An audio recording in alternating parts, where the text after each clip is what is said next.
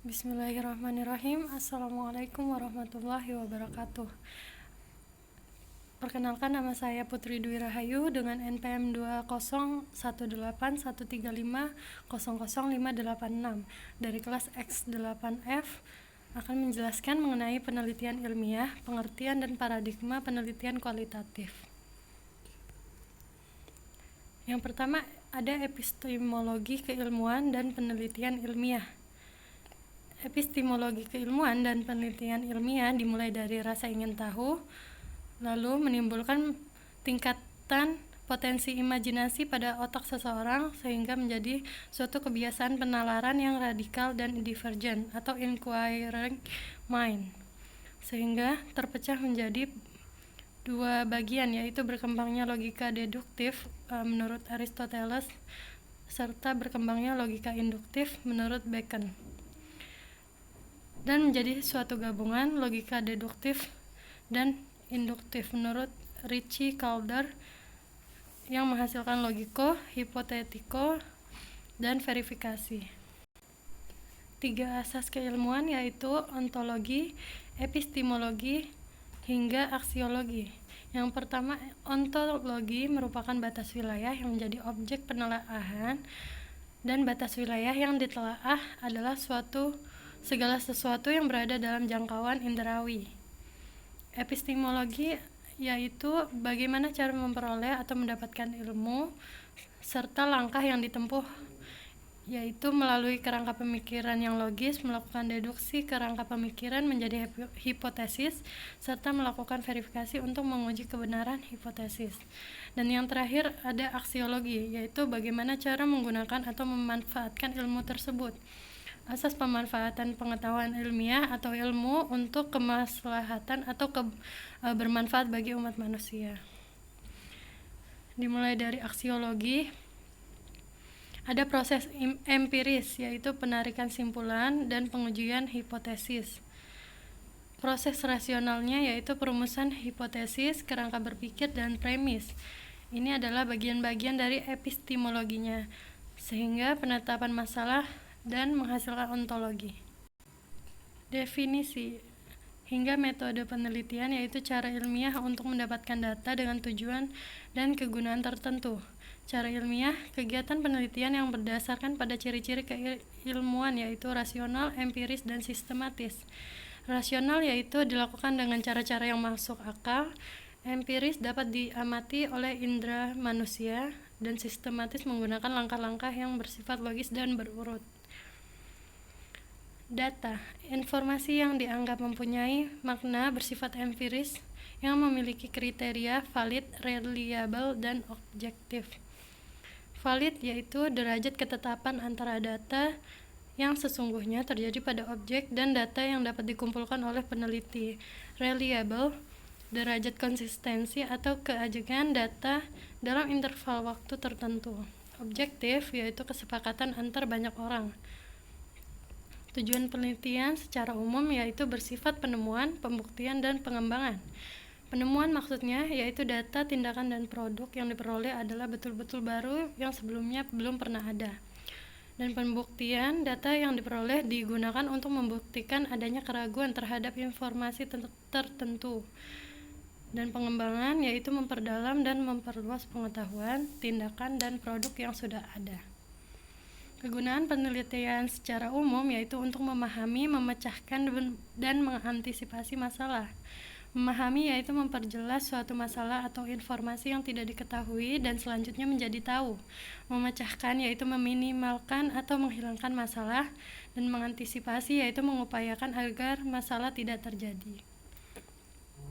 Penelitian ilmiah yaitu upaya mendapatkan pengetahuan berbasis masalah yang dilakukan secara sistematik dan terorganisir serta mengikuti metode ilmiah.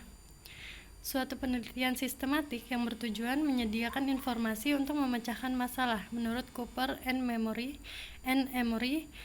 tahun 1995. Usaha yang sistematik dan terorganisir untuk meneliti masalah spesifik yang memerlukan jawaban menurut Sakaran tahun 2003, dan menurut Puji Harjo tahun 1993 Penelitian ilmiah adalah suatu proses pendekatan atau approach dengan pembuktian ilmiah untuk mendapatkan informasi baru atau memperdalam ilmu.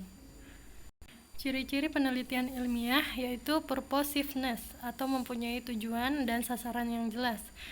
Yang kedua, teliti atau rigor, dilakukan secara hati-hati, carefulness. Yang ketiga, testability, dapat dilakukan pengujian.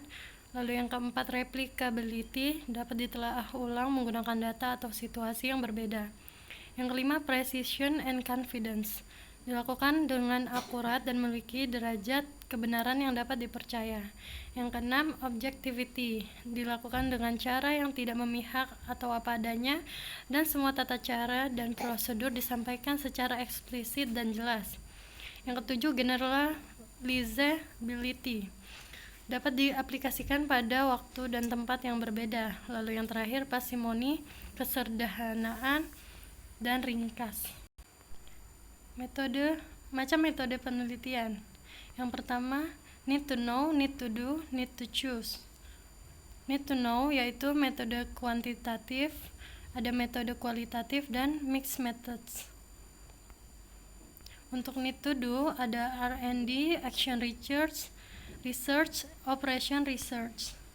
Need to choose ada evaluation research and policy research. Metode penelitian ada kuantitatif, kualitatif, dan mixed methods. Untuk kuantitatif yaitu berupa eksperimen dan survei. Untuk kualitatif ada etnografi, grounded theory, case studies, phenomenological, narrative research, and mixed methods ada sequential, ada concurrence. Untuk sequential ada explanatory, ada exploratory. Untuk concurrent ada triangulation dan embed. Metode kualitatif dimulai dari eksplorasi, menemukan, hingga sudah diketahui, sebagian sudah diketahui, dan ada yang belum diketahui. Metode kualitatif mengembangkan ilmu berdasarkan fakta hasil eksplorasi. Penelitian kualitatif bertujuan untuk mendeskripsikan dan menganalisis fenomena, peristiwa, atau aktivitas sosial yang berlangsung di masyarakat. Bersifat induktif, di mana peneliti membiarkan permasalahan muncul dari data lapangan atau dibiarkan terbuka untuk diinterpretasi. Metode-metode dalam penelitian kualitatif yaitu ada metode kualitatif interaktif berupa studi etnografi, studi historis, studi fenomenologis, studi kritis, studi kasus. Metode kualitatif non-interaktif yaitu analisis konsep, analisis historis, analisis kebijakan. Langkah-langkah penelitian kualitatif. Potensi masalah, rasa ingin tahu, menghasilkan kajian teori, lalu bekal peneliti mengenali objek yang ingin diteliti dan bekal untuk menganalisis, lalu menentukan key dan specialist informant,